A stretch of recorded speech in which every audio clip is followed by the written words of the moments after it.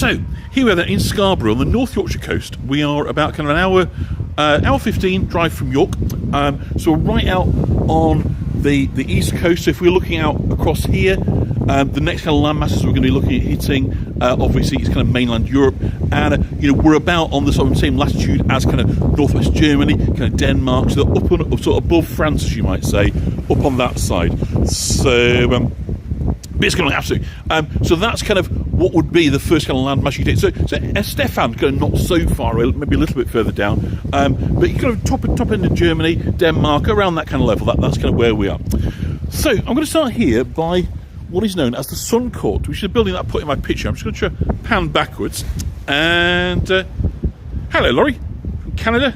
It's been a while since we've chatted. So I'm just trying to pull back so you can get the bay, because obviously the headland there is now bathed in evening autumnal sunshine, which is delightful. But this building here, I absolutely love. It's the photo I chose for the beginning, for the photo, and for the tour description. And it's what's called the Sun Court, and it was built for open air concerts.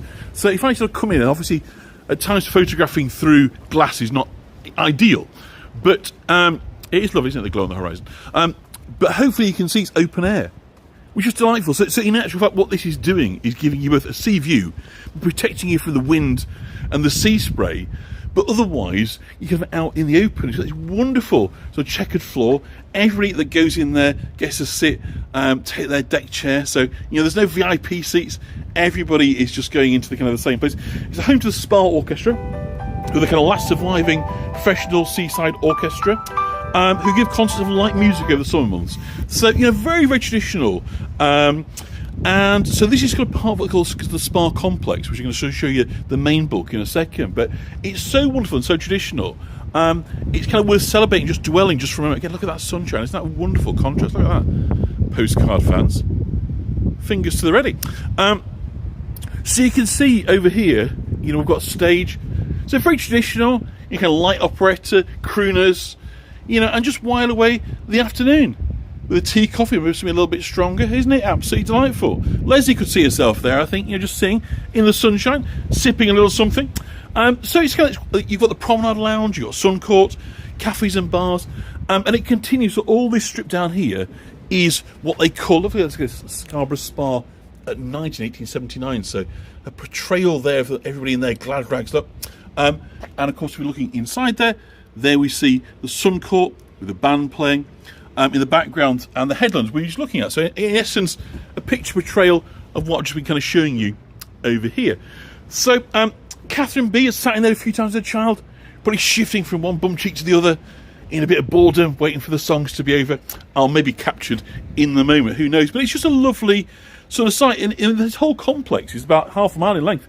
It's really kind of big. So this is the grand hall that's part of the pavilion, which I absolutely love. So this formally opened to the public in 1880, I think August of 1880. There had been a previous hall here, and that was destroyed by fire in 1876. So why the focus? Why Scarborough? Well, funny enough, like, I'm going to sit on this wall, but like Harrogate, it was famous for its waters. It was a spa complex. And so, the fact that it burned in 1876 and opened re-opened in 1880 shows, if you like, they got on with it. It was a very valuable kind of driver of the economy, so they definitely didn't want to kind of let it fall into ruin. So music entertainment was really, at this stage, pretty surpassingly interesting coming for the waters, but that's what had brought people here in the first place. So very similar to Harrogate, they discovered the mineral quality of the waters here was in effect a tonic, and of course this is before the widespread availability of drugs and medicines and vaccinations and all these kind of things that we take for granted. So people saw waters, particularly mineral-rich waters, as a way of dealing with chronic complaints, with aches, with pains, and certain kind of chronic conditions. So this had all begun in the 17th century. Spa waters were discovered here by a lady called Thomasine Farrer, who was a wife of one of kind of Scarborough's leading citizens, a guy called John Farrer. And she found a natural spring water bubbling up below the cliff to the south of the town. So you can't see so much of it. If I kind of pan up here, you can sort of see it's sloping. So if I give you a picture of that building up top there, probably a hotel or at least guest rooms, you get a sense of the fact that we are kind of right at the bottom of a steep cliff. There's kind of pathways that kind of run down. So she found a spring at the bottom of these cliffs, and she noticed the waters, which were kind of stained a kind of rusty orange colour, a bit like rusty water, tasted kind of slightly bitter, but were said to cure kind of minor ailments. And she told her kind of friends and neighbours about the medicinal effects. And drinking the spa water sort of becomes quite quickly an accepted medicine. Like I say, people are very keen to believe that there is a tonic they can take, and it's dead easy to be sniffy about this, but how many of us still take multivitamins, or energy drinks or mineral drinks or this, that and the other, any kind of panacea that we're kind of promised that drink this, eat this, and it'll miraculously do all that.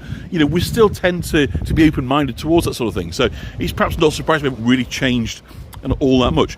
But this kind of discovery, and I suppose the acceptance that these spa waters had this restorative, health-giving, health-restoring effect, in the southern part of the town means that suddenly you start to get thousands of visitors. So, of course, anybody with money that hasn't necessarily got recourse to the professional services of health are going to really kind of pile in. And so that's what happened. It becomes a fashion resort very, very quickly. The problem being, of course, was that if you're staying up there, it's not very easy to get down here. So, hello, Grace from Western Pennsylvania. Lovely to have you on board. So, of course, there's kind of paths down the hillside, which is very, very steep, very kind of rocky. And so this is, of course, where sort of entrepreneurship comes in. So the first spore house, and they were called spores before they were called spas. It's spelled S-P-A-W, spore house. And they used that term to the kind of early 19th century, was built kind of on or near this site where we are now in the early 1800s. And there's a wonderful character called Dickie Dickinson, who was appointed governor. I'm just trying to find you a picture of Dickie Dickinson, because he is... I've got quite a few photos today, so let me just find Dickie. Here he is. So there's Dickie Dickinson for you. And if you look down, you should see that he is the governor of the Spore House. And he certainly was one of these kind of entrepreneurs. He saw money. Wherever he saw people, he saw opportunity. And he kind of charged for everything, but also he was a bit of a kind of rogue, not keen on paying his taxes and awarding himself, kind of very large kind of bonuses and so forth. So he was a rather controversial, but kind of notoriously sort of larger than life. When anybody tried to kind of take him on and find out what was going on, he simply talked them to death, and they could never really get a straight kind of answer.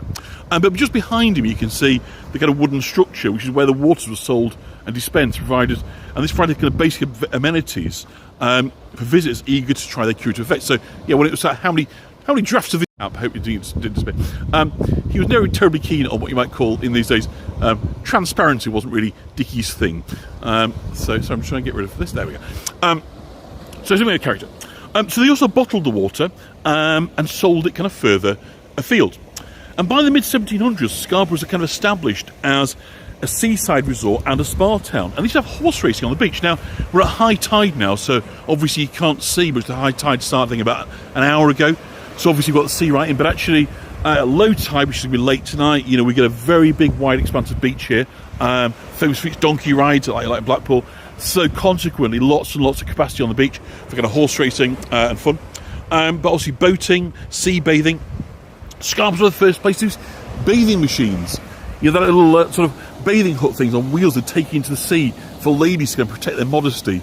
They could then dip their toes into the water, well, the whole bodies, without the kind of the penetrating gaze from men, and so forth. So it was really established, but unfortunately in 1737 a major cliff fall sort of obliterated the house that always was covered with falling masonry, and within 5 weeks they uncovered the wells and started again. And by this stage there was two distinct types of water. Another form had been discovered as well. And again, this speed of kind of response sort of shows you how much money was at stake. I really do love this spa building. It really is fun. It's why I'm kind of dwelling in this area. We're going to set off in a few minutes. But so in 1739, a sizable building or saloon was sort of built here. We know this one's from 1880s, it's later. And they could access the wells by coming down long sets of stairs. So again, I've got an image, if I can find it, of Scarborough in the 18th century. I believe it's there. So you can see at the bottom left-hand corner of this picture there, you can see the sort of spa setup. But equally, you can see how steep the cliff is, sort of coming down to get to it. You see the bay there, the ships in the bay and so forth. So you kind of get a sense of, like the terroir, as you might say, the landscape. And it was very challenging. So you've got a place that a lot of people want to come to, you want to come and sample the waters and take part in the kind of spa experience. But it's a devil's own job to actually kind of get them there. So that's where, as I say, enterprise kicks in and they start to build. So the original Spore, it was called, they decided needed some access. So they started thinking about building a bridge. And that's the bridge that we're going to walk over in just a few minutes. But I'll just give you some close-ups, really, of this lovely Victorian building as we go along. Isn't it absolutely delightful? So it's used these days like pop concerts, kind of comedy shows and, entertainment of all kind of, sort of all colours really, so widely kind of used. There's bars and restaurants and cafe bars. We've got, as I say, the open court theatre there for the music and the concerts. So it really is a very kind of traditional sort of seaside, but isn't it beautiful? I do hope you're enjoying the aesthetic of Scarborough thus far. I mean, I think it's absolutely wonderful. Just give you some flowers because we've always got time for the flowers. Hello, Natalie. Never been to Scarborough, but got through it on a coach. Okay, but I think you'll agree it's a handsome set of buildings, isn't it? It really is kind of built to impress. So obviously, it's not without its sort of economic challenges these days, but I think it just shows you that this is a place that people cared about a great deal in kind of years gone by, and hopefully. And that can come back. So in 1826, they kind of founded the Cliff Bridge Company because the business owners around here and the entrepreneurs knew that the route to sort of sorting this out really and making it properly accessible was building a bridge. But as you can remember in that picture a second ago, there's a big chasm to kind of cover. So they formed the corporation to sort of maximise sort of commercial potential, and they set about building a rather elegant bridge, and we are going to walk over to that bridge right now. Now, Catherine, Max Jaffa was an absolute kind of legend of the English kind of seaside. And now, remind me, did he play ukulele or? Just another view there across the bay. Isn't that delightful? The light is absolutely glorious. So they formed this company in 1826 to set about building a footbridge to span the kind of chasm of the valley from St Nicholas Cliff to the Spa. So basically from one side to the other. And it's still there. It's good news. And we're going to walk over it. But I'll just give you another panorama. Violin, that's it, right. I knew it was some intro. I couldn't remember what it was he played. Was it like kind of funky, like jazz violin? Like, what's it called? Stefan Grappelli, is that his name? So I think this staircase takes up there. So if I get a bit out of puff, you'll forgive me. I'm an old geezer now. Look at those yellow flowers, aren't they pretty? Thank you, Leslie, a violinist, right. But I think it was sort of popular, wasn't it? It wasn't sort of, wasn't kind of heavy classical stuff, was it? It was popular melodies. Is that right? Oh, Richard, in that case, Catherine, I'm mixing it up with somebody else, but you'll forgive me, I'm sure.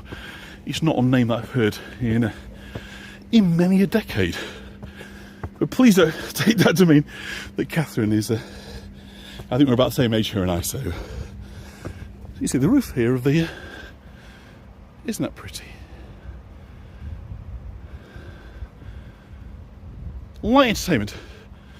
Okay, I think that was sort of the term I was kind of trying to reach for there, Catherine. But thank you for filling in the blanks that my brain from time to time does leave. So I'm just going to get a sip of water, and then we'll go and find that there bridge. So the bridge is kind of accessed up through ornamental gardens, which is very nice. But obviously, that's what I thought too, Leslie, lighting music. But I didn't think anything until Catherine said anything. So it's more what I'm vaguely remembering.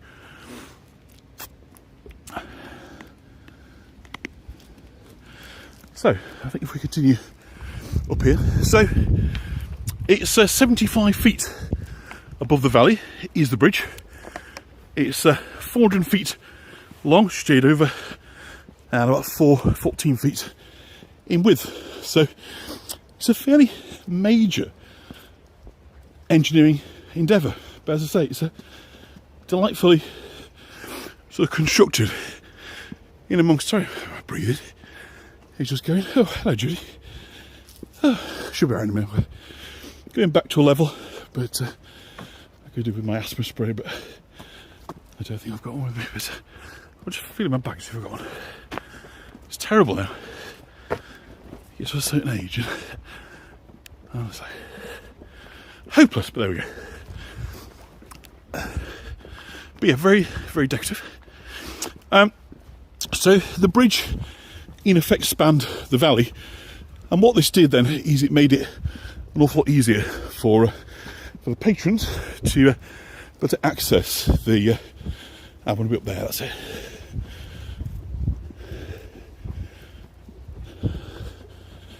Need to be further up to the top. Let me look down the Rotunda Museum. Hello, Dolores from Seattle.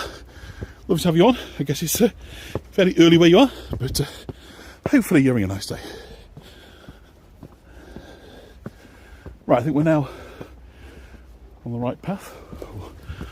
Almost on the right path. Or do I have to go here? I can't remember. It's a while since I've been here. I think you have to go sort of right up to the top. But if you just a minute. We're quite a long way up now. This is the last escalation. I may have come too far, I must come back down again. I'll tell you when I can see where the bridge is. This is the problem with not coming very frequently. You forget the precise paths because it's all little alleyways. And no, I think we're in the right place. Yeah. Oh, let's look at those. Aren't they very grand? Hi, well done. I'm just going to park up here just a second, have some more water, and then we'll get going. But look at that light, isn't that fab? Oh.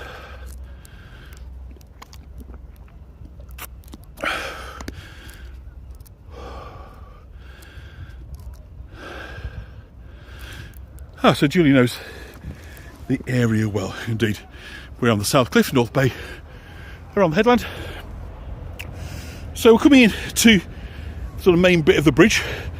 In today's money, it costs about £1 million, only £7,000 in those days. But even then, it was seen as very good value for money, very cheap for the benefits that it brought, because what it did is it enabled people with less mobility, a bit like me today, to be able to access this. But as you can see, it's still a gradient to go either way. And so what we're going to see in a few minutes is the solution they came up with, which is a little tram that can take you up the hillside. So for those that are less mobile, or indeed less inclined to go through what I just did there, the exertion of going up, there is another way, as you might say. So we're going to see the harbour right at the end of the tour. Isn't it lovely? So again, let's just pan out and have a look at the ocean. Behind is the Holmbeck Hotel. Oh yes, of course, famously that there was a hotel here that fell into the sea. These cliffs are kind of rather sandy in kind of composition, so of course with erosion and so forth, the waves battering them constantly, that is kind of a huge problem. So there was a famous hotel that indeed, as Julie says, collapsed into the sea. Well, I want to push a wheelchair up and down here. Yeah, Leslie, as I say, there is a little tram, like a funicular type thing, that we're going to go have a look at, like there is in quite a few North Yorkshire places. Sands End, most notably. I'm not too far away from Catherine, she'll know Sands End. But, you know, as I say, if you're able to, it's very nice to walk up. It's just not, it's a walking and talking at the same time bit that is the kind of challenge. But if you can manage to keep your oxygen, keep your breath while you're going, it is very enjoyable. So we're just coming over onto the bridge site now, as you can see. You see the railings sort of either side. And this is the famous bridge construction. They built Saltburn, right. Is that one at Sands End as well? I thought it was, but anyway, but one side. So this bridge opened on the 19th of July of 1827. And during this time, a mail horse was like a train for. We're on the right side. We're going to go down. For horse and carriage, you're carrying the mail, letters and so forth, full speed. And then it became a toll bridge. So basically what happened was they... actually, I think the bridge on the other side... I think this is still the route down onto the bridge. And the bridge on the other side of here. I think we're about to reach it in a minute, so do forgive me. I'm feeding you spurious nonsense, I believe. But funny kids are fun, yeah. Absolutely. So I think this is going to take us down here. As you can probably tell, I arrived too late to walk the route. But nonetheless... Where is it gone? That takes us down to the bottom. I know where we want to be, because we want to be sort of over down by the... oh, is it here? Sorry, I think it's on these stairs. Some kind of tour guide, I am. Yeah, well, there is in Scarborough. So yeah, like little trainy tram things that take us up the tracks. So it became... yeah, here we are. It became a toll booth. So you've got Toll House either end. So basically, season tickets are available.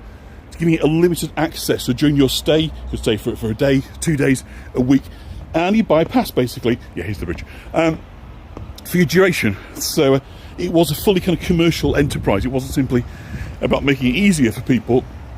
In the act of making it easier, there was money to be made. So yeah, this is the bridge.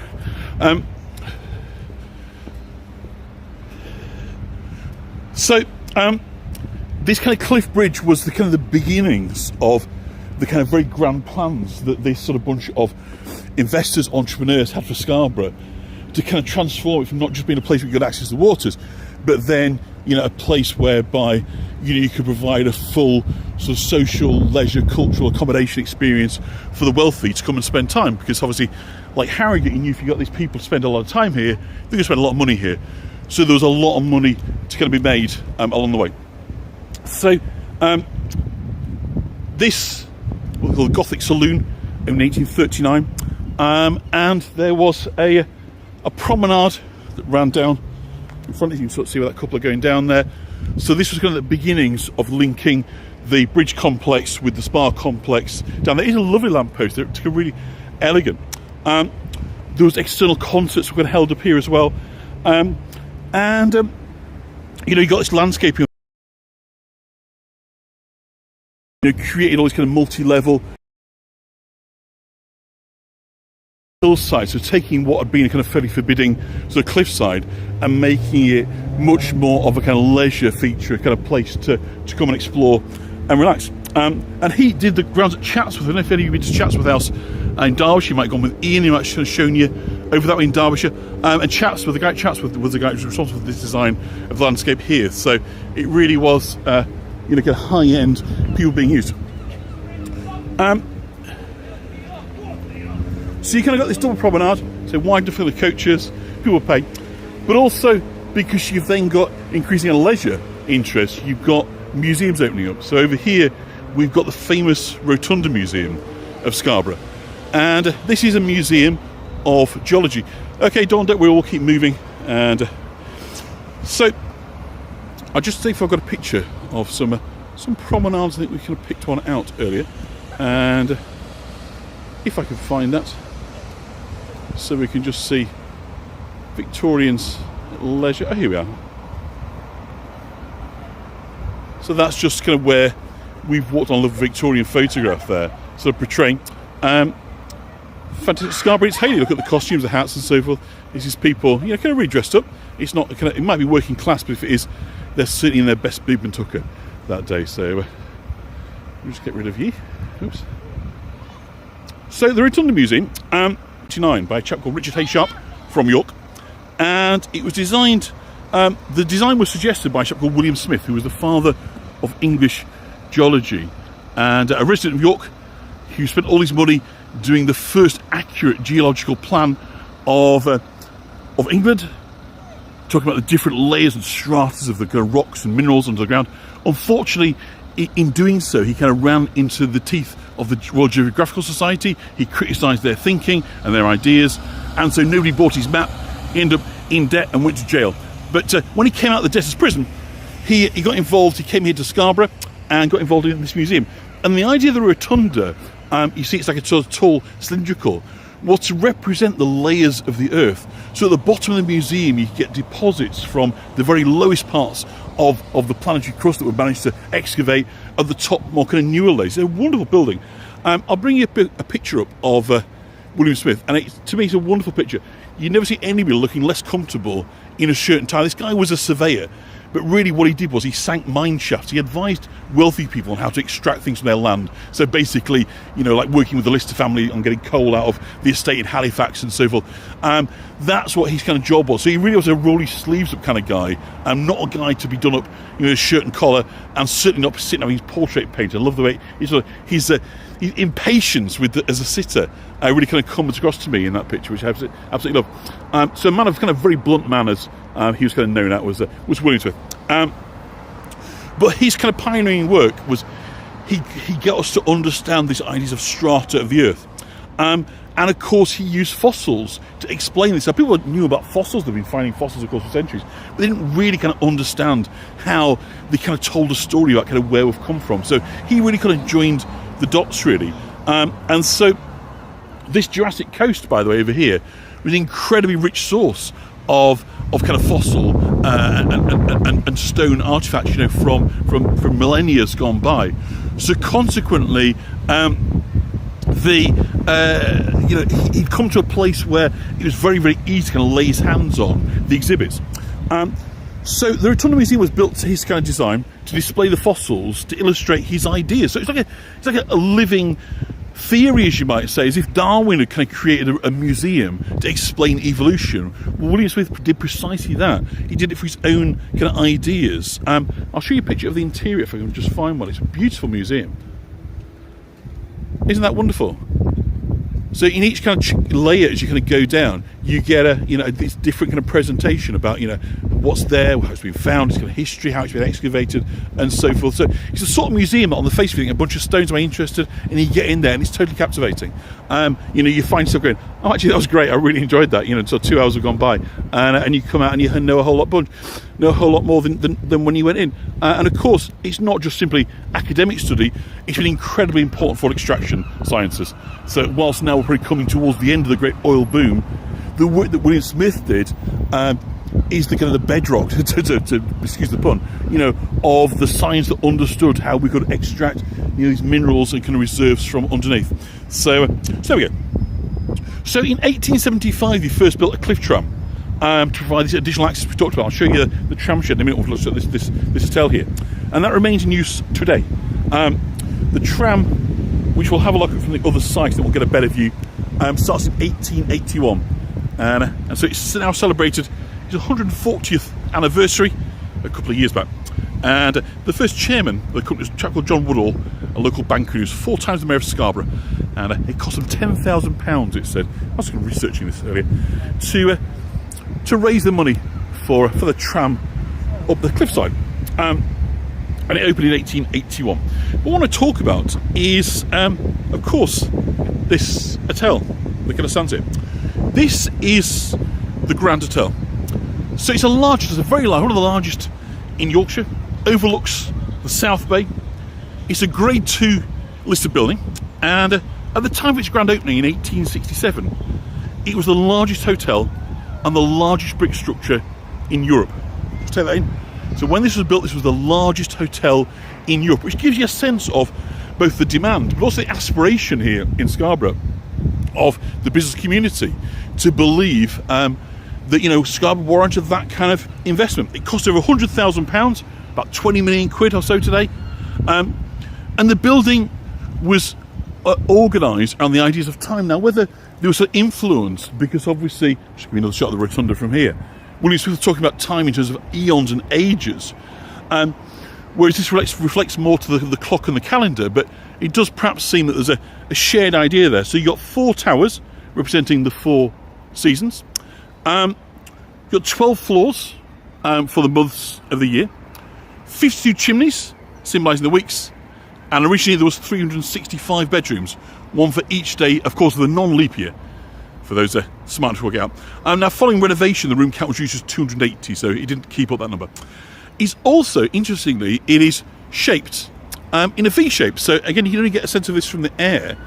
Let me just show a picture up there. See its distinctive construction, and its construction was very clever.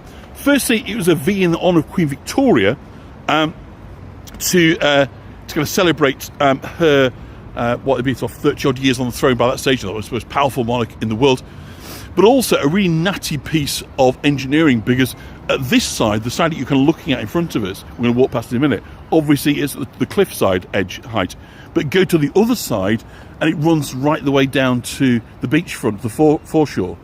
So really kind of clever bit of engineering as to kind of how that works. The two sides are of sort of different height, as you might say, but that's different depth, same height but different depth. Is that how you say it? Anyway, so there you go. That is that's what that is. So I'll take that off. Get rid of that. So it was, it is much talked about now. So let's just talk about its heyday first, and we'll talk about what it is now. So the hotel's sort of heyday was arguably kind of during the Victorian times. Try and get that lamppost in that shot, because then that will look nice for us. There we go. Look at that. Isn't that lovely? Well, obviously, wealthy holidaymakers come sort of make up this establishment's clientele. And Scarborough's a spa town, so the building's baths included an extra pair of taps, so guests could wash in seawater as well as fresh water. So how grand is that? You have fresh water or seawater when you turn on the tap. But unfortunately, the hotel was very badly damaged in a raid on the 16th of December 1940. We'll talk about this in a bit more length later on during the tour. We're on the other side by the castle. So during a raid on the town by the German Navy and the bombardment by the battle cruisers to Deflinger and Von der Tam, accompanied by a light cruiser Kolberg, began soon after 8 a.m. in the morning. Reported the hotel was hit at least 30 times. So I've got a couple of images of the interior, and then we'll just walk on a little bit, because so this is, I think, the front. There you see a clock that was obviously in one of the dining rooms has fallen right the way down onto the street there, so that's far from ideal. But also we've got an interior there, as you can see, is pretty smashed up and kind of bashed up. So it's said the kind of hotel never really kind of recovered its prestige, its kind of its glamour. I mean, obviously it was then during the war, and that obviously made things more difficult to kind of trade and so forth. So, but it does seem that by the time this had finished, the heyday, kind of was over, and so it never really returned to its former glory. And like Harrogate, sort of part of the problem, so I'm just struggling to get this off.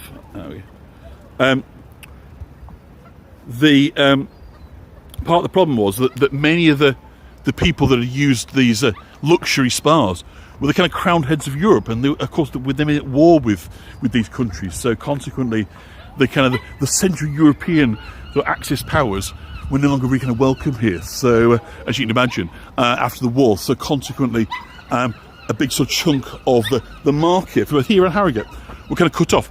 So it never really recovered. By the end of the war, the spas sort of dwindling wealthily and moved on. Your arrivals sort of being air travel and so forth, the faster boats, like Monte Carlo. And these sort of places are really kind of coming into fashion. And Deauville, over in Normandy. So there was a lot of competition, and they weren't managing to compete all that well. And so the town soon became more associated with working class holidaymakers. And this hotel, some of you may remember, was purchased by Butlins. So for many, many years, this was Butlins. You can stay in Scarborough and have a lovely time. As that chap is over there, smiling. Always the smiles in Scarborough, right? Sunshine and smiles in Scarborough. And so yes, this is Butlins, the Grand Hotel. And, just come and show you. So lovely architecture here. As I say today, it's kind of known for other less salubrious reason, but it's a low-cost accommodation. Now, unfortunately, it became notorious for kind of health violations, E. coli outbreaks of gastroenteritis, and Norwalk virus, and a whole bunch of nasties kind of happening here. So it was kind of closed down, and as a kind of commercial endeavour, and it became notorious as a place for asylum seekers and rehousing kind of Afghan refugees and so forth, and people, but also sort of a social use, as you might say. which, you know, one hopes that at some point it will rediscover its inner beauty, because it really is a kind of fabulous building. But right now, unfortunately, it is known as kind of the worst hotel in Europe, which is it's a great shame. But there we are. We can't change these things. Now, I did say I was going to show you the tramway as we're kind of walking along here, and so this is a kind of nicer perspective, and then we get down the cliff face. So this is for those that aren't into the idea of climbing the stairs. There is, of course, the tram opportunity. The interior is amazing. Yeah, I mean, it's a sort of sleeping giant, as you might say. Interestingly, we recently had a competition election, didn't we, for a regional mayor for York and North Yorkshire. One of them that didn't win, I think the Conservative, I think he was. His idea was to kind of buy it and kind of redo it all up, you know, to kind of regenerate the town, which is kind of interesting. But he didn't get in, so I suspect that idea has gone for a Burton. But it's very, very nice. The tramway down to the beach, and again, just lovely flowers wherever you go. There is a blue plaque on the thing, but we've gone past there now, so I can't see. We were getting a lot of interest from one or two ne'er-do-wells in the area, so I thought we'd move on. But isn't it lovely? So let's come down this side so you can see first tram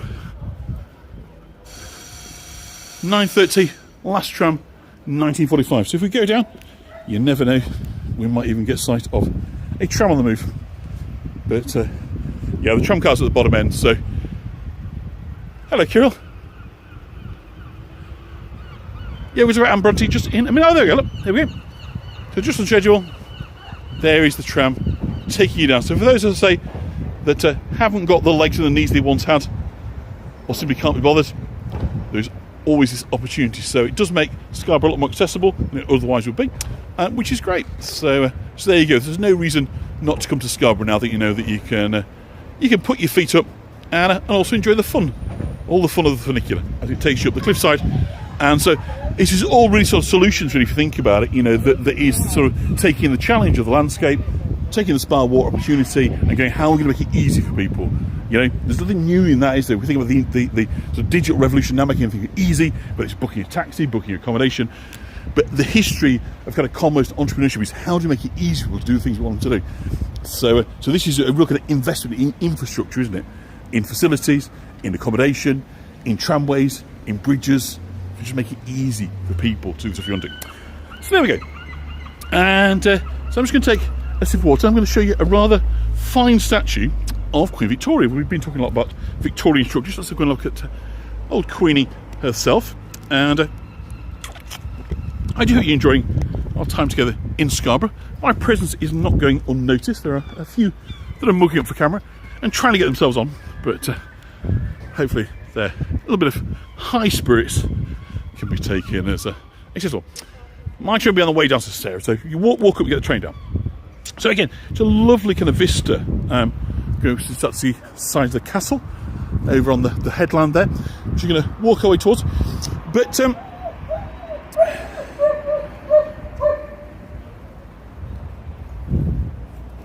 now, so it says about Anne Bronte, because obviously her lodgings were over here. We'll talk about Anne Bronte just a minute. Before we do, let's just talk about Queen Victoria. So this is a rather special statue, actually.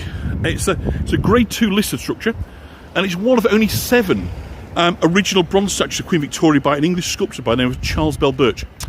Only 7 exist worldwide. Originally, it came from a marble statue carving, so this bronze was kind of taken from that. But it's a fabulous likeness, and it was commissioned for the Maharana of Udaipur in India in 1887 to commemorate her Golden Jubilee. So we see it now, obviously says Victoria Giant, Queen Victoria, 1837 to 1901. But when this statue was built, we didn't know how long she had to live. So this was commemorating 50 years on the throne, but in tribute paid for by one of the Maharaja in India. So one of the royals in India. She was, of course, the Empress of India. So very fond of it. But she was also very fond of reading. And we know that one of the great pleasures of Queen Victoria was reading novels written by the Bronte sisters, which is really rather cool, isn't it? And if that's not a link, I don't know what is. It's a skillful segue, as you might say in the trade, taking us from Queen Victoria onto the Brontes, but it's absolutely true because we've got a Queen's diary entry. So she wrote, Queen Victoria, in a diary on the 23rd of November 1880. She reveals she'd read Jane Eyre and loved it again, so second time she'd read it. She has finished Jane Eyre, which is a really wonderful book, very peculiar in parts, says the Queen, but so powerfully and admirably written, for such a fine tone to it, such fine religious feeling, and such fine, beautiful writings. The description of the mysterious maniac's nightly appearances are awfully thrilling, and Mr. Rochester's character a very remarkable one, and Jane Eyre herself a beautiful one. The end is very touching when Jane returns to find him and finds him blind, with one hand gone from his injuries during the fire in the house, which was caused by his mad wife. So that's really lovely to read Queen Victoria just giving a very naturalistic kind of feeling, a diary entry about what she thought about reading Jane Eyre. So I think we really pick up on the real, Alexandrina Victoria here, not the kind of stern woman of a million statues, but a person like us who just gets the simple pleasures from reading a Bronte novel. So, for people all over the world, Scarborough has become a place of pilgrimage, as it is the final resting place of Anne Bronte, who died here in May of 1849. So we're going to walk up now towards the church and Anne's grave. So we've got a few minutes to walk. We're going to talk about the Brontes as we kind of go along. And I'm going to try and find Anne's grave for you in the graveyard. So Anne was the youngest of the Bronte children. She was born on the 17th of January in the year of 1820. And 3 months later, the family moved into the 5-roomed Haworth Parsonage. So that's where we were a few weeks back. If you haven't already checked it out, do look out my tour of Parsonage and Haworth. Did it about 2 weeks ago on the YouTube channel. And you'll very much enjoy that, I'm sure. So when Anne was barely a year old, her mother, Maria, became ill and died, we think, from uterine cancer. And Patrick tried, so her father, of course, was the vicar, Patrick Bronte, tried to remarry, but no success. And so an arrangement that had originally been sort of temporary, which was that for Maria's sister to come and live with her, to kind of help when she was kind of going through her illness, and in the immediate aftermath of her death, became kind of permanent. And so Maria's sister Elizabeth Bramwell moved to the parsonage, and she becomes then responsible for raising the children that her sister had left behind. But it's kind of said and felt she kind of did it for a sense of duty. She was kind of stern. She expected respect. It wasn't about love for her. It was about kind of duty, responsibility. And it seems there wasn't much by way of warmth and love in the parsonage. There's little affection between her and the older children. But according to the tradition, Anne was her favourite. So it does seem that Anne was the one that had more of a sort of special place in her heart. So sorry, it's not a pretty bit of Scarborough this, but we'll be getting on towards a more attractive bit just a minute, but rather nice on that side. And of course, the 2 oldest Bronte children had died of consumption whilst away at school. So Patrick decided to keep the other children at home educate them. And so you've got now the 4 children, Charlotte, Emily, Anne, Branwell, all being educated at home in Haworth and not really making any real effort to kind of mix with others outside the parsonage. They were relying on each other for company. And the bleak moors surrounding Haworth kind of become their playground. The aunt, Elizabeth Bramwell, sort of tries to teach them the sort of traditional, if you like, skills, the home economics of kind of looking after a home, including kind of needlework and so forth, musical instruments. But it doesn't seem that the girls particularly are very interested. Of course, they're much more interested in literature. And they read from their father's sort of very, very well-stocked library. And the reading, really feeds their imaginations. And Patrick himself was a published author. So seeing the name Bronte on the spine of a book was something they were exposed to very, very early on. And it really kind of took off when Patrick, the father, brought Bramwell a set of tin soldiers in 1826. And they gave names to each of the soldiers and developed their characters. And this led to the creation of an imaginary world of the African kingdom of Angria, which was illustrated with maps and watercolour renderings. And the children devised plots about the inhabitants of Angria and its capital city, which was known as Glasstown.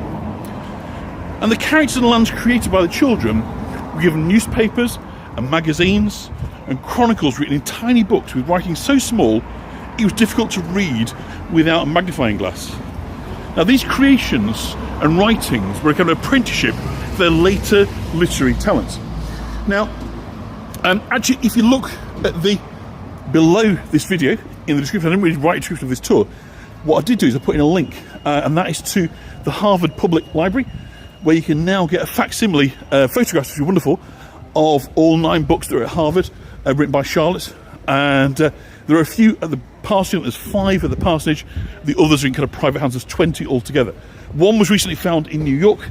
I don't know if those that might remember that are based over in America or Canada. But it was found and put on sale in New York, and it had been found tucked in an envelope inside a book. This little handwritten thing from 1829, incredible. But for those that haven't seen them, I will just give you a little picture of. I mean, they are so miniature; it is incredible. You can see there the scale, all handwritten and then sewn together. And there's 2 sets, one done by Charlotte, they're quite neat, and one set done by Branwell, less neat. It was less good with the kind of needlework, but they are absolutely kind of remarkable. I'll give you another picture if I can just do this. And this one here uses a coin, so kind of 10p coin. So coin I guess an inch across, just being used there as a kind of size guide to just give you a sense of quite how tiny these are. And after the girls had died, these were kind of sold on to private collectors, and it's only gradually, bit by bit. So the last one that came into the Bronte parsonage, I think they put out 500,000. I'm going to say somewhere in that kind of region, to kind of bring one back in. So as they kind of come up, what we hope, obviously, is that if very, very wealthy individuals are buying these, at the very least they'll lend them sort of permanent loan to the Bronte parsonage, if not actually kind of just gift them to them. These multi-millionaires. Please, if they come up, buy them and send them home to Yorkshire, because it is a miracle these little books have survived, since the 1829, 1830. It is absolutely brilliant. So Charlotte's friend, Ellen Nussey, visited Haworth in 1833 and reported that Emily and Anne were twins and inseparable companions. And with a painting done of Anne by Charlotte in the following year. So there's not much. Actually, this isn't the one by Charlotte. This is done by Branwell. That's the famous 3 sisters where Branwell's painted himself out. But of course, what's fascinating about the Brontes is, there's no photographs. There was a photograph done a while back, but it's kind of largely now accepted to be, fake, bit of wishful thinking. At the end of the day, why did we photograph the Brontes in their lifetime? They weren't famous. They were mostly poor. So people didn't know. By the time they became celebrity, they were dead. I mean, this is what I find so fascinating about Brontes, is, well, we'll come on to that, but it's just because they're so silent, with nothing other than the works themselves. There's nothing to kind of get in the way, if that kind of makes sense. We just have the works. So, in 1834, let me just get rid of that. Ellen Nussey describes Anne as Anne. Dear, gentle Anne was quite different in appearance from the others. She was her aunt's favourite. Her hair was very pretty and light brown and fell on her neck in graceful curls. She had lovely violet blue eyes, fine penciled eyebrows, and a clear, almost transparent complexion. She still pursued her studies, and especially her sewing, under the surveillance of her aunt. So that does seem to be sort of connected over kind of needlework. So Charlotte, obviously the eldest, had taken up a job as a teacher. And in 1835, she takes Emily with her to the school to become a pupil. But Emily suffers terribly from homesickness. And within months, she returns home. And so now Anne goes with Charlotte. See how she gets on. Anne was 15. This was her first taste of life away from home. And she stayed away for 2 years, only returning home in the school holidays. And it's kind of interesting because she is the one that seems most capable and most able to have a life outside of Haworth. They're like little, kind of yo-yos, aren't they? Kind of leaving and coming back, leaving and coming back. But Anne's the one that seems to have less of a kind of homey instinct than the others. So she comes home during the holidays, but she's kind of very studious. But she took ill with gastritis in December 1837. And this is said to have been worsened because of a clash with a school pastor. over religious teaching. So she had her own ideas as well. We get this sense of her like an independent young woman, fiercely intelligent, kind of not kowtowing to authority, not kowtowing to male authority, one of the themes of her major book. We'll talk about in a minute. So she never returned to the school. And a little over a year later, in April 1839, she took a job for governess in the home of a wealthy family from York. Near York, sorry. Scarborough. She found the children unruly and impossible to teach, and was prevented by imposing discipline. So she left the house for good in December 1839 to return to the parsonage, which has lovely almshouses up here. The charitable houses for fallen fishermen, I believe. She found Charlotte, Emily and Bramwell, who'd all left the jobs, and once more the four of them are reunited. Anne told the story of her time away in her first novel, Agnes Grey. So in the novel, heroine Agnes Grey falls deeply in love with a kindly character known as Edmund Weston. And it's believed that Weston is William Wakeman, who was Patrick Bronte's new curate that Anne met when she returned to Haworth. They struck up a friendship, a romantic friendship. We don't exactly know the details, but they became very close. But then tragically, Wakeman died of cholera in the same year, so before they had a chance to blossom into anything, like marriage or engagement, he died. But we get a sense of the grief. She writes a poem the following year, and Anne writes, "I will not mourn thee, lovely one," in which she called him our darling. Now, between 1840 and 1845, Anne worked again as a governess, and this time it's for a family that live in a house near York. And much more suitable, she found happiness, and she accompanied the family each year here to Scarborough for their annual holidays. She spent about 5 weeks per year here over summer and absolutely loved it. So we're in Anne's town. Unlike the others that couldn't see really a life beyond Haworth, Anne very much felt there was a life here and in York. So it does make her rather different to the other Brontes in that show. We'll just come to the other side of the headland just to give you some more sea shots. It's lovely architecture. The light is beautiful. We're going to see the castle in a minute. Look at these avenues. Aren't they wonderful? So in 1843, Anne secured a position for Bramwell with her employees. It was going so well, she thought, I'll bring my brother so that he can have a part of this as well, which is fantastic. Very kind and generous to her. But of course, by this stage, Bramwell, his life is chaotic. He's slipping into addiction issues, both alcohol and opium, and making some pretty poor decisions. And he embarks on a secret relationship with the lady of the house. In other words, Anne's boss, known as Lydia Robinson. And it's believed this put Anne under a kind of great deal of pressure, of stress, and so she resigned her position in late 1845. And Bramwell was sacked a short while later when the news of the affair came to light. Now, Anne had her first poem published in 1846 on the name of Acton Bell. And by July 1846, a package containing the manuscripts of each of the sisters' first 3 novels was making the rounds of the London publishers. Charlotte had written The Professor, Emily had written Wuthering Heights, and Anne had written Agnes Grey. After some rejections, Wuthering Heights and Agnes Grey were accepted by the publisher Thomas Courtney Newby. The Professor, Charlotte's first book, was actually rejected, but it's not long before Charlotte completed her second novel, which of course was Jane Eyre. And Jane Eyre was immediately accepted by Smith, Elder & Co., and it was the first published of the sisters' novels. And an immediate and kind of resounding success. It was a commercial and a critical hit. So Anne's second novel, The Tenant of Wildfell Hall, was published in the last week of June of 1848. And we shouldn't underestimate the extent to which the novel challenged the social and legal structures of the day. It's said that the slamming of Helen Huntington's bedroom door against her husband reverberated through Victorian England. In the book, Helen has left her husband to protect their son from his influence, from the violence in the relationship. And she supports herself and her son by becoming an artist and painting, but hiding. Yeah? She's kind of violated social conventions and English law. Under the Married Women's Property Act of 1870, until it was passed in 1870, a married woman had no legal existence independent from her husband and could not own property, couldn't sue for divorce, nor control for the custody of the children. Helen's husband had the full legal right to reclaim her and charge her with kidnapping. So by subsisting on her own income, she was stealing her husband's property, since this income was legally his. In July of 1848, Anne and Charlotte went to Charlotte's publishers, George Smith in London, to dispel the rumour that the Bell brothers were one person. Because remember, it was Acton, Currer, and what's the other Bell? Begins with E.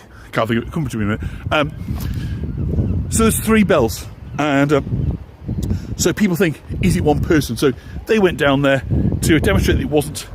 And many years after Anne's death, but of course it was a big secret that they were women. Only the publisher knew. But it wasn't, Ellis Bell, that's it. Ellis Bell, Currer Bell, and Acton Bell, that's what I think of. He was kind of sworn secretly that they were women. But they were just setting out to prove at that time that it was more than one person.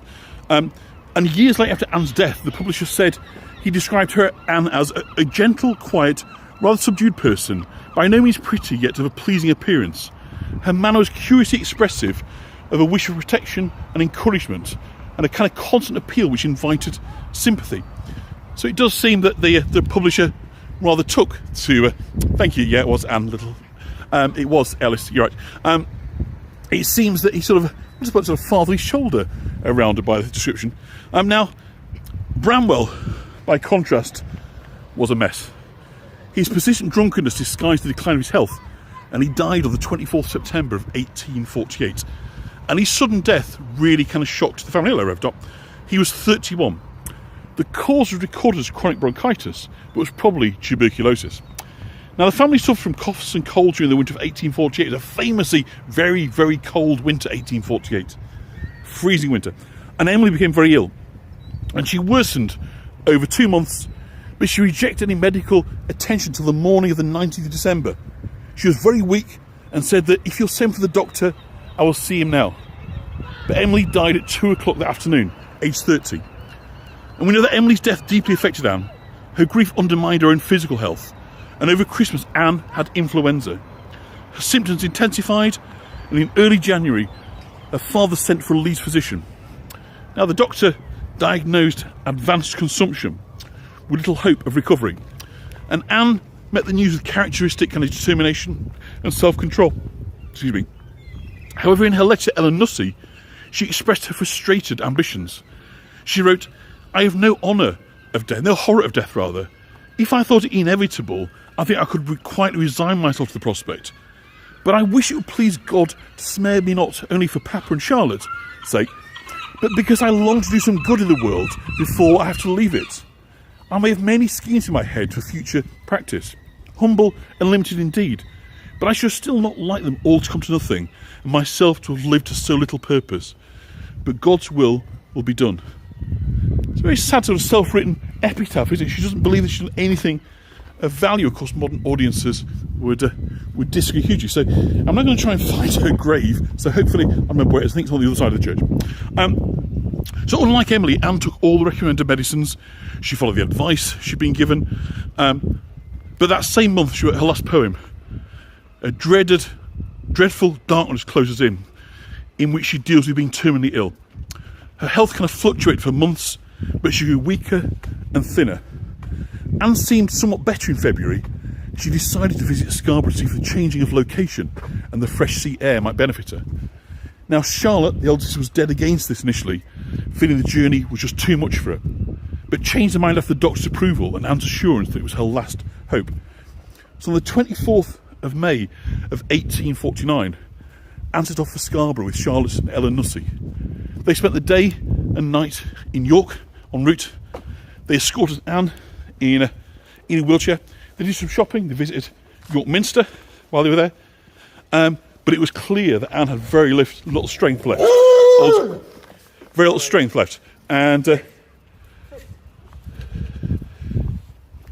I want to be down there. So can I go down there? Can you just move me along? It's just shy of the...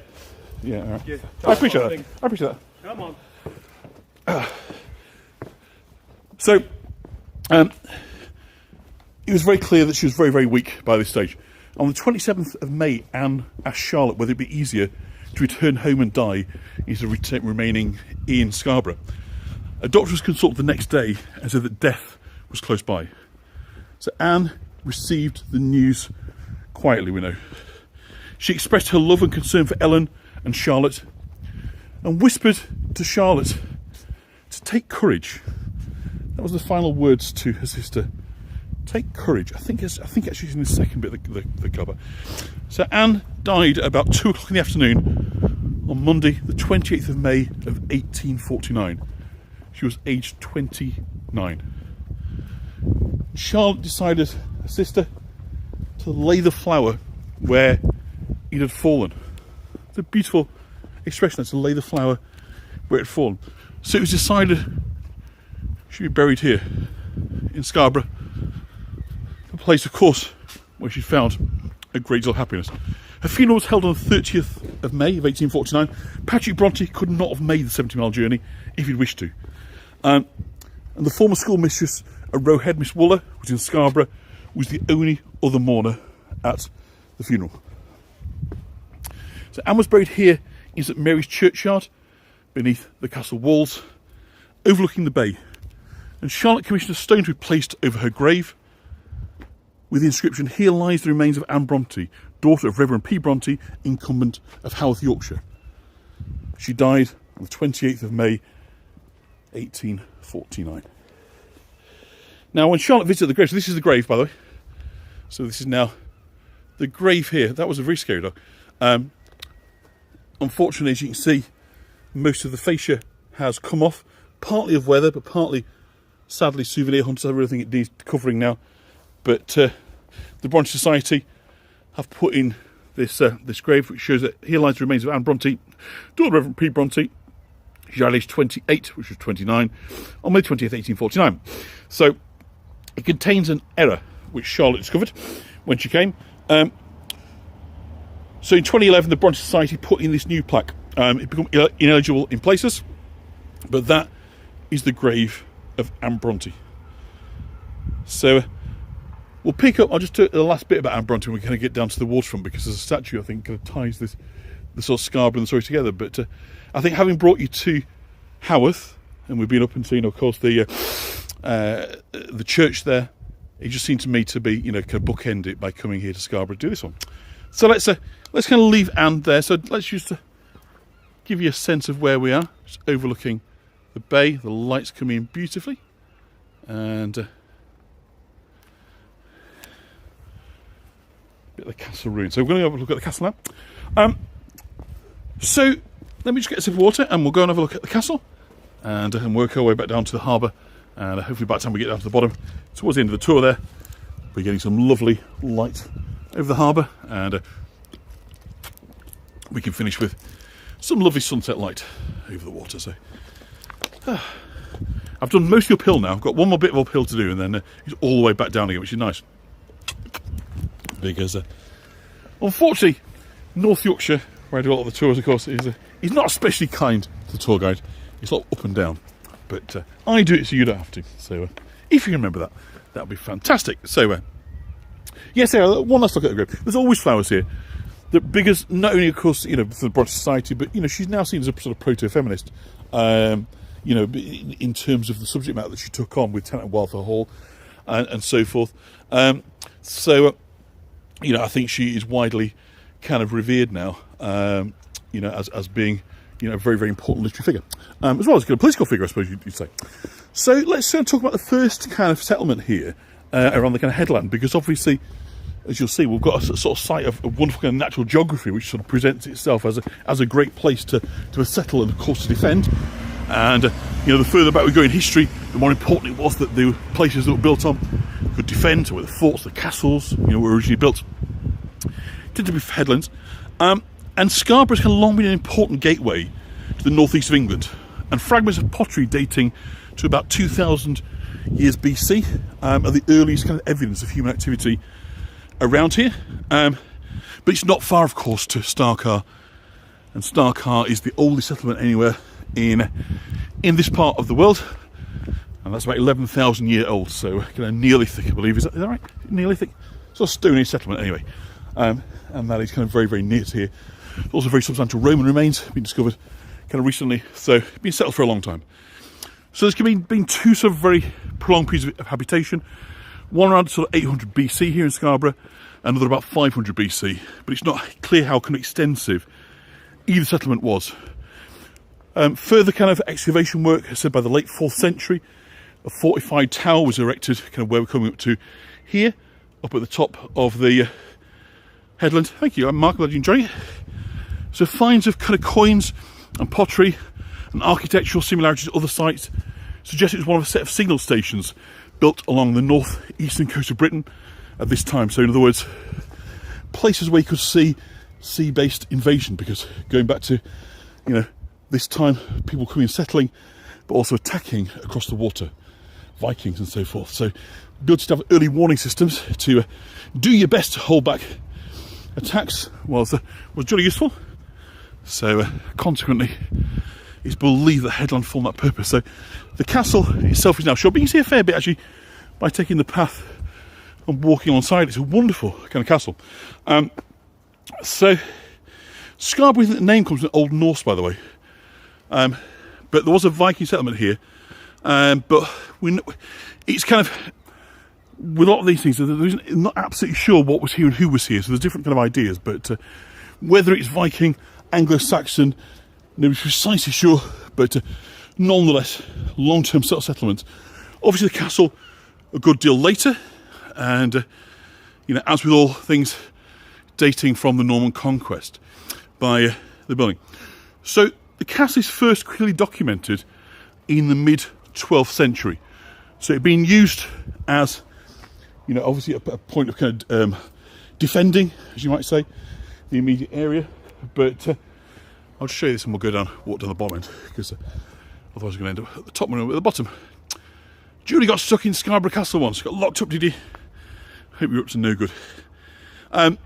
So we get the sense by the mid-12th century that there is a town that is prospering beneath the walls of this kind of great royal castle. The castle founder was a chap called William le Gros, Big William, I guess, who was given the title of the Earl of York by King Stephen in 1138. And he proceeded to establish himself as the unrivaled political master of the region. His kind of work at Scarborough probably began in the 1130s. So again, we've got a nice little portcullis type gate here. We can see within the castle complex. Within a few years of the castle's foundations, Henry II came to the throne and demanded the return of all royal castles. So he claimed it for himself. And Scarborough was built on a royal manor. So consequently, Scarborough Castle passed into the hands of the crown. And in 1159, Henry II began to rebuild the castle. I think if I'm right, if I walk down here, we should be able to sort of pan up and get nice views of the castle as we walk through this park. So, as then rebuilding the castle from 1159 onwards, they sort of put walls around it and kind of begin to develop the town as a kind of fortified enclave. And it's reckoned they spent about £650 spent on the castle for the next 10 years, which of course in those days was a tremendously huge amount of money. And the principal object of expenditure was the Great Tower, which was built between 1159 and 1169, kind of most probably as a kind of architectural confirmation that the castle had kind of changed hands. It was now a kind of piece of the royal estate, and it needed something sufficiently grand so you kind of illustrate that ownership. We know that King John is known to sort of visit Scarborough several times and seems to have developed it along with Knaresborough. Knaresborough we've been to many times, of course. Knaresborough Forest, his favourite hunting ground. Well, this was said to be his kind of favourite castle. So he used it as a kind of the base from which to kind of control Yorkshire. And he invested more in Scarborough than any other castle in the kingdom. So I'll give you an illustration, a drawing done by English Heritage. And just find that.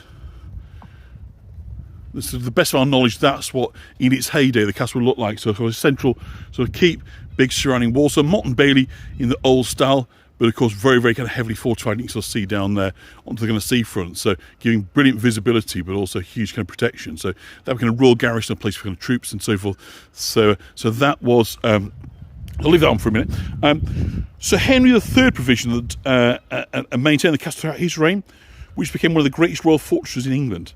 Edward I, his successor, continued to use it as a royal lodging, holding court and council at Scarborough in 1275. And Edward I, of course, was constantly at war with the Scots. Edward Longshanks, so William Wallace and all that, you know, Braveheart, that was the king there. Very apocryphal, much what happened in that. But nonetheless, he was the king that was portrayed in there as a bit of a wrong 'un, it has to be said. But much of that story was from the imagination of Mr. Mel Gibson. But never the truth getting a good story. Oh, sorry, not meant to bring that up. Yeah. Well, that's it. So he held his prisoners here from the Scottish campaigns. In 1312, there was briefly a siege here when Edward II's favourite, Piers Gaveston, took refuge in the castle. So again, we talked about him up in Knaresborough. So there's a lot of, you know, the vegetation is kind of big now. So if you come here in the autumn and winter, you can see a lot more of the castle. There was the walls run right the way along. But of course, this canopy of growth is rather precluding our ability to see it. But nonetheless, very attractive. Richard III was the last king to stay here. He stayed here in 1484 while assembling a fleet to resist the expected invasion of Henry Tudor, which of course was successfully became Henry VII and defeated Richard III. So consequently, you know, it was heavily used by monarchs at the time. Right? And you can just about see at the top there kind of traces of the tower. Kind of the castle walls right the way, kind of the length of the headland here. And during the late Middle Ages, the seaside town of Scarborough was an important venue for tradesmen. So I suspect that many of you will have heard of the name Scarborough Fair, not least because it was sort of popularised by the Simon and Garfunkel hit of the late 60s, mid 60s, around about whenever it was, 67, around about that time I think. I go to Scarborough Fair, Parsley, Sage, Rosemary Thyme. And Scarborough Fair was a huge trading fair for all of England. It was a host to a 45-day trading event, which started on the 15th of August, which is exceptionally long for a fair in those times. And merchants came from all over England, but also from Norway, Denmark, the Baltic states, the Byzantine Empire, and it originated from a royal charter granted by King Henry III in 1253. So they come from all over. So the charter gave Scarborough many privileges, and it stated that the burgesses and heirs, so that's basically the town decision makers, may have a yearly fair at the borough to continue from the Feast of the Assumption of the Blessed Virgin Mary till the Feast of St Michael next following. So on the modern kind of Roman Catholic calendar, that gives the dates of 15th of August to 29th September. So that's a very, very long kind of trading celebration. So naturally, such a large occasion attracts a lot more than just tradesmen. Need to be entertained and fed, so therefore large crowds of buyers, sellers, pleasure seekers attended the fair.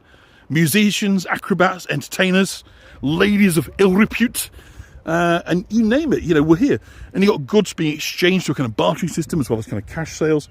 So it really was an incredibly vibrant economic fair. And records show that from 1383, there was another fair in neighbouring Seamer, and Scarborough's prosperity began to slump.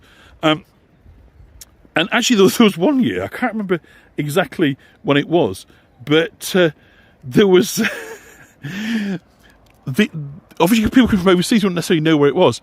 And so a rather opportunist town in North Yorkshire, settlement in North Yorkshire, sort of claimed, here you have arrived at Scarborough Fair. And so these people could have came and handed over all this money and then found out they were in completely the wrong place. They'd been duped. But I guess there's nothing new in tourists and bemused tourists being relieved of their cash. So there we go. That kind of began to fell away. By the early 17th century, competition from other towns, markets and fairs and increasing taxation saw sort of further collapse of the fair until it gradually became financially untenable. They revived the market in the 18th century, but due to intense competition, the Scarborough Fair finally ended in 1788.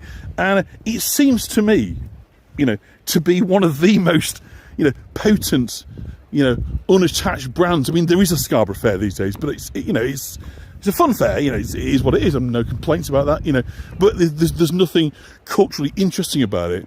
And it amazes me, continues to amaze me that nobody in Scarborough or North Yorkshire really picked it up and gone, you know, let's make, you know, Scarborough Fair a great cultural and arts festival and bring economic activity back. I don't know why. I'm sure there's reasons. Perhaps it's too hard to get to, I don't know, but it does seem that it's a great kind of brand that's just waiting to be revived because everybody all over the world has heard of Scarborough Fair, right? Am I imagining? I mean, just give me a kind of thumbs up. If Scarborough Fair is something you're immediately familiar with because of the song or for whatever reasons, I think it's a brand that everybody has heard of. But I may, of course, be wrong. There probably are memorial benches, Julie. I've been kind of blithely kind of walking past them, doing my usual kind of chatter, and I've not really kind of looked at what we've been talking about. But so we're almost back on the seafront now. There's a really nice sort of postcardy shot just down here. The castle, by the way, like most in this region, ended up becoming destroyed in the Civil War. Almost all of North Yorkshire, as we've discussed many times on these tours, was kind of strongholds of the Royalist forces. And once the kind of parliamentarians began to kind of strike out one by one these castles, just began to fall all over the place. So we've got castles, we've seen them at Richmond, we've seen Pickering we haven't been to yet, but another one there, Scarborough, Knaresborough. It's all the kind of same story. Once the kind of parliamentarians' forces take over by the order of Oliver Cromwell and Fairfax, the castles are taken down, so the Royalists can't really take them. So these had been kind of powerful strongholds loyal to the king, but this kind of change of political bellwether waters meant that once the Royalist forces had been kind of destroyed, there was no future for these castles. And I mean, to be honest, the castles had their day. I mean, what they kind of started off as, of course, was formed kind of two things, wasn't it? One was, of course, was to house the Lord, but the other thing was to okay, it's a fantastic view of this across the bay. Was, of course, to be a defensive bulwark. But of course, as wars came to an end and there was kind of less need for them, or indeed things like cannons and gunpowder, were sort of growing in importance in warfare, they were less of a defensive structure and more of a liability, because if people start firing cannonballs at your walls and start digging tunnels in and putting explosives underneath them, when they finally go, they're likely to kill as many people as they protect. So the age, if you like, of the castle had really kind of run its course. That kind of starts in the latter part of the 11th century. By the middle of the 17th century, they really were increasingly kind of moribund. There was other ways of creating fortifications. And in terms of the Lord of the Manor's house, by now the stately home had come along, which provided a great deal more comfort, more warmth, civility, hospitality, all these things. So you're sort of seeing the shift of people living in castles, living in the grand homes of England, and the manor houses and so forth. So they kind of run the courses. So consequently, the castles sort of become useful source of stone for a lot of kind of building work. So hence, as we know, not only were they kind of ruined to stop them being kind of reused by the forces on the royalist side, kind of regrouping and retaking the castles, they really had kind of run their course.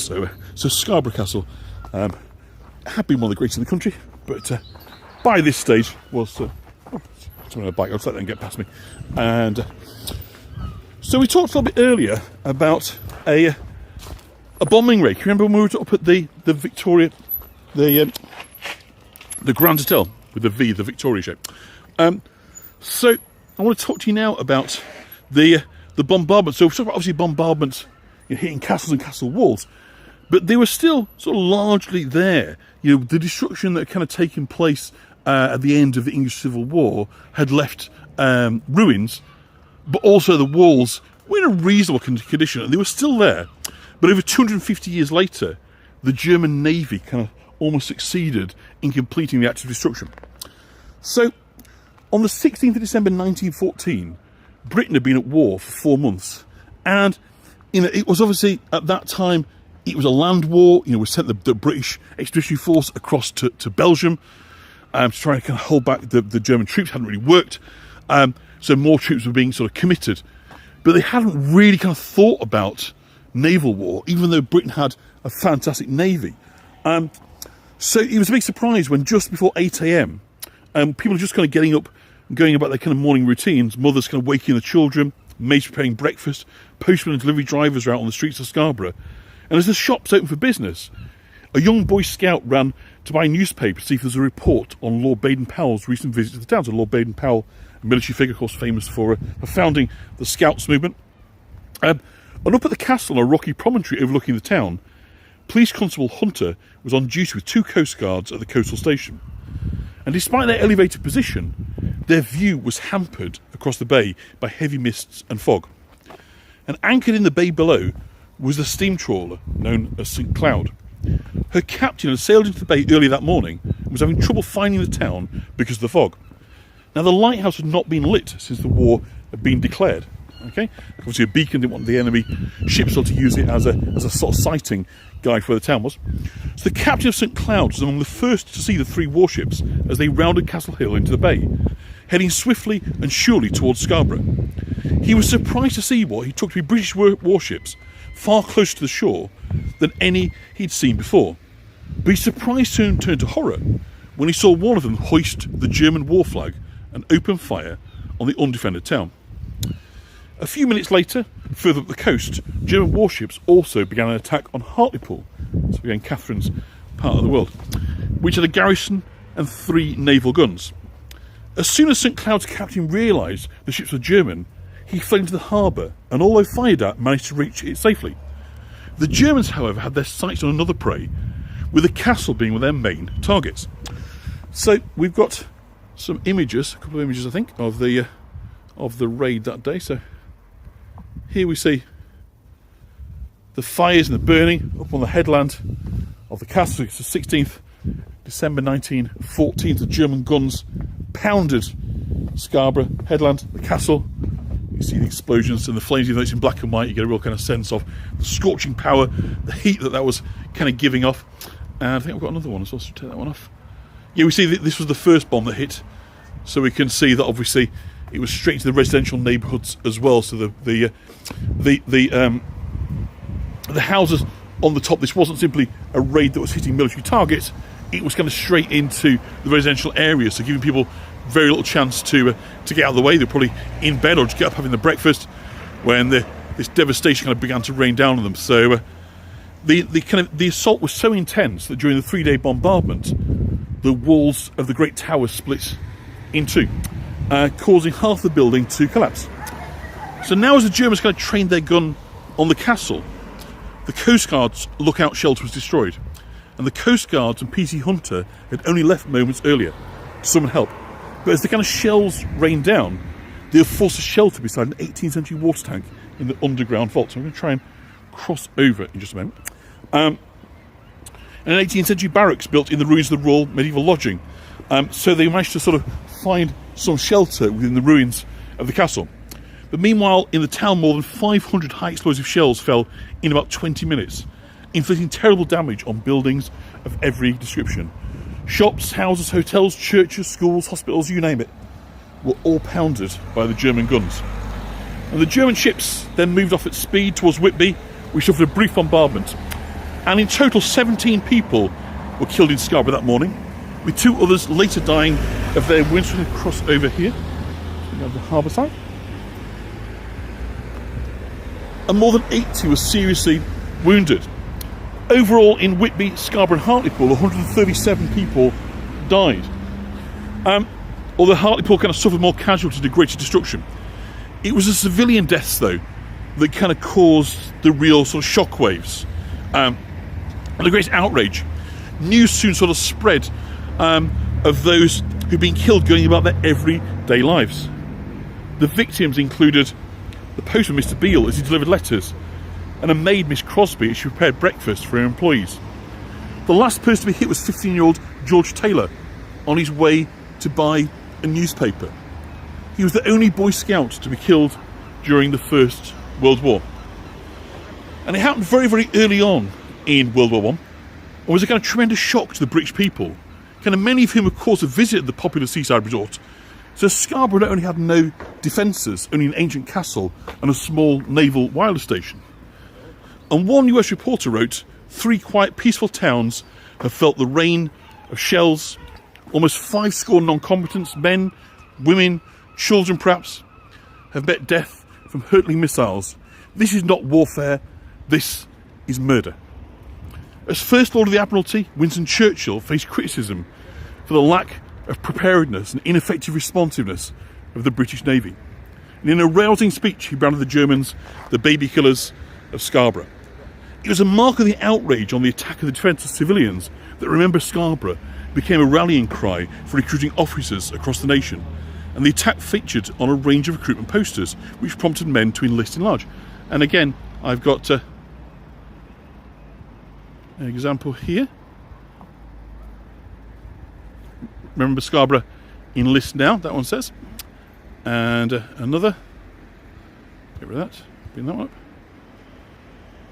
Will you stand for this?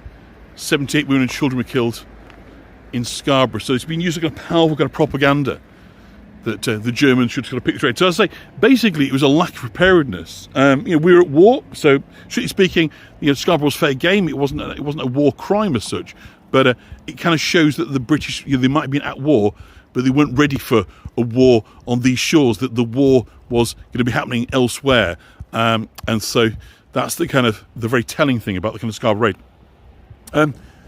So in this, the kind of fourth month of the war, a war that people believe were going to be over by Christmas, the kind of innocence was shattered as the war was kind of brought right into the undefended homes of the British people. So that's the kind of the kicker, if you know what I mean, if you sort of get that sense of, suddenly it's not something that's overseas, a bit of an adventure and daring do, and that kind of whole Captain Scott British adventurers, adventure happening elsewhere.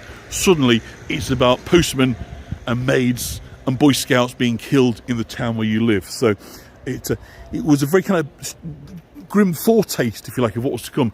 Obviously the killing fields of the Western Front had yet to sort of really going to get into kind of full operation.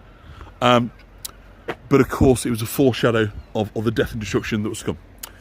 So we're going to the harbour on Vincent Pier now. And I'm just going to take a sip of water, and then we're going to do our kind of final bit. Thank you, Julie. That's very kind of you. Isn't it looking lovely? I thought this was the right time to be getting down into the harbour towards the end. So Scarborough's kind of modern evolution we traced back to discovery in 1626 of the Spa waters. This gave birth to the Scarborough Spa, and Dr. Robert Whittle's book about Spa waters, published in 1600, attracted a flood of visitors to the town. So Scarborough Spa became Britain's first seaside resort, though the first kind of rolling bathing machines were not reported on the sands until 1735. It was a popular getaway destination for the wealthy of London. So, it wasn't just about northern people. And obviously the coming of the Scarborough to York Railway in 1845 kind of really opened up opportunities and increased the tide of visitors. But alongside the tourism industry, Scarborough, of course, has a long history as a fishing port. So Scarborough's fishing industry is still active. Now, most of these boats here are pleasure boats, but on this side, I don't know if you see any, and on the other pier, you tend to see the commercial vessels, obviously also in the harbour. But overwhelmingly now, this is about pleasure rather than fishing. But there is a fishing industry here. It is very much reduced in size. So the lighthouse, we're going to have a look at that in a second. Leslie, yep. So the working harbour is a home to the fish market, including a shop and wooden stalls where freshly locally caught seafood is for sale here. Can be purchased by the public.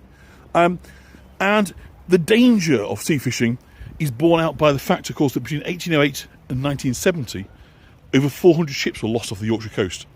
At least 674 of these were lost due to military action during the First and Second World War, but many, of course, were tragic fishing accidents, weather-related. 11 of Scarborough's trawler fleet were sunk at sea by a German U-boat attack on the 4th of September of 1917, so they were seen as fair game. Obviously, you would hope they're 60 military targets, but both sides were guilty of this in cutting down food supplies and logistics. It made it much harder for people to wage war against you, so consequently they were rather unforgiving in who they targeted. And many fishing vessels were lost after the First War when their nets, of course, snagged upon on mines. So many mines were put in the water, explosive mines, that for years afterwards, fishing boats were getting caught up with these. So, all round, it was very, very unfortunate. So, say, even some of these former fishing vessels are now dedicated towards either tours of the local area or kind of bars, cafes, and so forth. So, most of the vessels here now are more oriented towards leisure rather than fishing. But the reason there's such a fishing industry here is that there was a lot of sport fishing. You could catch incredible fish here. And in years gone by, sport fishing, particularly by wealthy Americans, was definitely something for the very, very rich. So it brought people from all over the world. In 1829 here, they caught a 250 kilo tunny, Atlantic bluefin tuna, and a Scarborough showman awarded the crew 50 shillings so he could exhibit it as a tourist attraction. I'll show you the first one that was caught here, the first biggie, which is this one. So people paid to have a look at this big tuna. So big game fishing off Scarborough became big business. So very, very wealthy kind of big sea fishing guys would kind of come over and what do you call it when you hire a boat? Anyway, when you hire a boat basically, and a captain and a crew, and take them to the waters where they could fish for huge tuna. And then this really kind of absolutely, so I'll just take him away. When this guy was caught, even bigger, in 1930, a chap called Lorenzo Mitchell Henry landed a tunny on a rod that weighed 560 pounds. A gentleman's club called the British Tunny Club was founded in 1933 and set up its headquarters in the town at the place which is now a restaurant with the same name. So it was attracting high rollers because they could come and come fish out these incredible animals. The biggest record, by the way, I've not got a photo of this, is for a fish that weighed 851 pounds, caught off Scarborough in 1933, again by Laurie Mitchell Henry, which is incredible. So it does show that Scarborough kept finding reasons to bring the wealthy back. They did like it here. So we're trying to get off. So we're going to look at the go across the little causeway here, and we're going to look at the lighthouse. So Scarborough Pier Lighthouse sits on Vincent Pier, and Vincent Pier is named, by the way, after the man who was tasked with enlarging the harbour in the 1730s. The first recorded history of the lighthouse in this location dates back to 1806. Initially, the light was generated by 6 tallow candles. You wouldn't think it would be very bright, would you? Tallow, of course, is by animal fat from a cow. Look at these lights now, it's fantastic. So substantial improvements were undertaken in 1843 when the tower was increased in height by 17 feet to a total height of 51 feet, which is what it is now. And new accommodation was provided for the harbour master and the keeper. And the following year, a new lantern room was added, and the latest form of bugle lighting was installed, fed by connection to the town's gasworks. Now, this building was badly damaged in 1914 by the German bombardment and to be rebuilt after the original tower needed to be pulled down to bomb damage. But it was kind of rebuilt on the same scale and the same plans, and it's finally relit in 1931.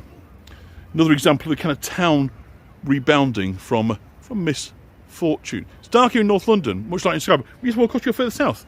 We are further north. So there's a statue here of the diving bell, which was unveiled in 2007 by local sculptor Craig Knowles, said to exemplify the Scarborough spirit, diving headlong into a future with confidence.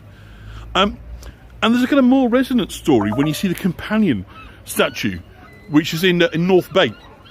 And let me just kind of show you an image there, because we didn't sort of get to see it. And it's the bathing bell. Let me just bring this up. And it is, we talked earlier about the bathing machines. You know, you see the lady there dressed in sort of head to foot, and decorum. She's going to step out of this like little wooden hut into the sea, so that kind of no, but she's got complete privacy and sort of dignity and so forth. It's kind of covered over, but it's a very kind of genteel version of the sort of female form. When we compare it to this much more athletic and liberated, I think you get a kind of sense of the kind of contrast of, you know, different ideas of what women can be. So one of them is about the kind of stifling structures of the Victorian etiquette, whereas the diving bell, by contrast, is liberated. She's wearing a kind of practical swimsuit. And I think that Anne Bronte will be pleased, because in the over 150 years since her early death here, Anne Bronte has come to be recognised as a prototype feminist. She may be the unknown Bronte, but that kind of die was cast right from the start. The simultaneous sort of publications, you know, of Jane Eyre and Wuthering Heights, basically just suffocated out any attention she could get for Agnes Grey, which is kind of spare, quiet tale of suffering and endurance that prefers kind of unflinching realism to wild romance. And so it went largely unremarked in its day, but to the modern reader, Anne Bronte's books seem revolutionary by comparison to her sisters. The chief critic of Anne, of her second and final book, The Tenant of Wildfell Hall, was her sister Charlotte. Charlotte was appalled at the unflinching depictions of domestic violence and the wanton destruction of the social conventions by leaving her abusive husband and challenging the legal profession to do its worst. Within a year of its publication, Anne would be dead. Her final words whispered to sister Charlotte were, "Take courage." You see, Anne stood up to her critics, making her stance clear in the preface to the second edition, in which she called them more bitter than just, and insisting that the depiction of vice they claimed she gratuitously included and revelled in was a necessary function of art. "O reader," she wrote, "if there were less of this delicate concealing of the facts, this whispering, peace, peace, where there is no peace, there would be less of sin and misery for the young of both sexes who were left to wring their bitter knowledge from experience." And she delivered an unyielding response to those who thought and were seized with the horror that had been written by a woman. "I am satisfied," she wrote, "that if a book is a good one, it is so whatever the sex of the author may be. I am at a loss to conceive how a man should permit himself to write anything that would be really disgraceful to a woman, or why a woman should be censored for writing anything that would be proper and becoming for a man." But to read the books now in a contemporary context is liberation. We can see what a sister could not. We're not blinded like Anne's critics by her coarseness, nor distracted by speculation about her sex. I think her time has come, and that this statue of the celebration of Art Deco modernity seems to symbolise these ideas of empowering women. I'd like to think that Anne is the Bronte who got away, nestled as she is up on the cliff overlooking the town, the headland, the town where she loved, where she felt a sense of freedom. I like to think of her enjoying a quiet smile of self-congratulation when she sees the diving bell, knowing that whilst her life was short and lived out in such a different era, her ideas have lived on and found home in a contemporary world. And after all, what more can we ask of an artist? So there we are now, Scarborough Harbour in the sunset. I do hope you've enjoyed our time here today. The light is going down. It's a truly magical place to be. Thank you, Ashley. It's so peaceful, isn't it? So we see now, it's the church, the centre of our picture, just in silhouette there, the grave of Anne Bronte looking down over the town, the harbour, the castle up at the top. So I think Scarborough is a special place. It's got its knockers. Those that will criticise it, critique it, accuse it of not being one thing or being the other, pointed to a tattletale. But I think it adds up to, a really special place, a place that grew because people want to spend time here. And I think there's still an irresistible pull. It's a place I've been coming all my life, and unashamed, I'm a huge fan of Scarborough. I'll defend it to the hilt to anybody. Sure, it's got its problems. It's a rough, tough place, but all fishing ports are. But what treasures it has too. And I do hope that I've kind of shared some of that with you. I've not walked us down the coast. Obviously, you can see there are the rather brassy sort of traditional forms of entertainment, slot machines and so forth, but that's not really sort of interest in kind of telling. But I do hope you've enjoyed the tour today. So we'll just come into the harbour, pick up these reflection lights and spend a moment or two together just enjoying that before I leave you to try and get out of Scarborough, get back on the road before it becomes totally dark, and get back to York and to Humphrey and Mrs. John and settle down for the evening. Get something to eat as well. I'm starving. So for those that want a contribution, I thank you kindly. You know full well, of course, that we can't do this without contributions, time, petrol planning, etc., etc. And then not everyone can afford to contribute on every time. I appreciate that. But as and when you can, it makes a huge amount of difference and it enables us to continue. I'm never in the position of wanting to say to people should or shouldn't do whatever. I'll leave that to you. If you've enjoyed it and you feel you're able to, I'd be most appreciative if you'd leave consideration. Otherwise, do leave comment, like, subscribe, share these videos, tell people all about it, subscribe to my Facebook group, my YouTube channel, and let's keep it going along. Thank you, Anne. Thank you, everybody. Isn't that lovely? How's that for an end of tour image for you there? So I think we'll just leave it for a moment of silence. You can just listen to the sounds of Scarborough. So from Scarborough, good evening. I'll see you all very, very soon.